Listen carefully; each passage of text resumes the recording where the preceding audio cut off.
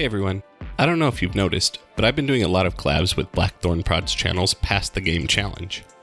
We've made like 3 to 4 games ranging from shooters to horror to FPS. All the links to those videos and games are below. This Halloween, we were working on a different kind of collab video, but there were some issues, so we didn't make it to the main channel video. In this particular challenge, we had to make a horror game in 10 minutes, 1 hour, and 1 day. This is the unreleased video we made for that challenge. Happy belated Halloween! Hey, Saturn from the Indie Court here. Okay, 10 minutes. What game can I make? I decided to make a game based on short, scary stories. My idea was that you need to get through like 5 or 10 scary stories without logging out in fear. To get the stories, I had to go to the most godforsaken, cursed, scary place that I knew of.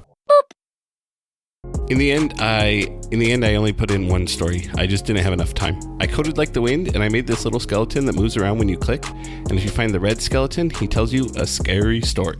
Like I said in one of my previous videos, I don't really make scary games or play them, but I had to do what I had to do, and I only had an hour. So I made the most simple concept possible and executed it, but this time in 3D. I had to make a scary monster, so I made this. In the shoes now, and whole build the scene, then a whole red maybe get the color boss dying.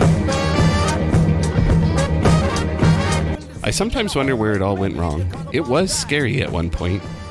Anyway, the bulk of the time was animating this extremely crappy movement of the monster, but it's going to be so dark that only the actual poses really matter. To cover up the totally menacing animations, I came up with an idea where the monster can only move in the dark and you click to turn the lights on, but then they turn off again.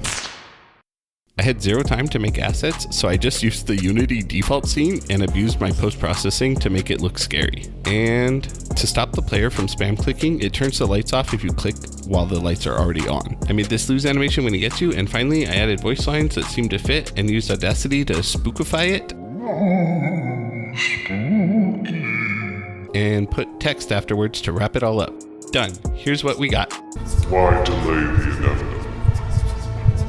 It will all be over soon. Just let me.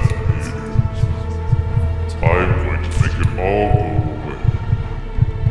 Don't fight it. Just...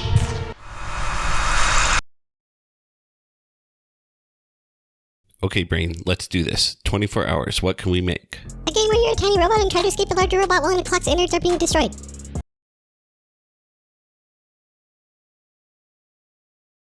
Okay, brain, first thoughts always best thoughts. Thus, Clockwork was born. This larger evil robot will be the big bad in the game, so I wanted to give him a dastardly metal laser noise and put triggers to move set pieces throughout the game. But I didn't really have time, so I just made some parts of the clock destroy themselves, like this bridge. I ended up giving him a big laser vision and a timer to push the player through the game. So you might hear something off in the distance and see a glowing red eye face you and then move off into the clock. I liked the die screen of the last game when the monster got you, so I'll make another one just like that.